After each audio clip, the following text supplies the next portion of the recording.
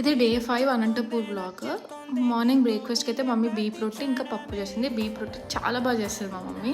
ఇంకా బీప్ రొట్టి అయితే తినేసాము. ఇంకా మమ్మీ అయితే ఇంకా రేపటికి ప్రిపరేషన్స్ అయితే స్టార్ట్ చేసింది. కొన్ని పూలు అవి కుట్టడం అలా. ఇంకా మేమైతే షణ్ముఖ్ వాళ్ళ పిన్ని వాళ్ళైతే లంచ్‌కి పిలిచారు. సో వెళ్దాం అనుకున్నాం. ఇంకా వెళ్ళేటప్పుడు అక్కడ కోవా బన్ కనిపిస్తే తిన్నాము.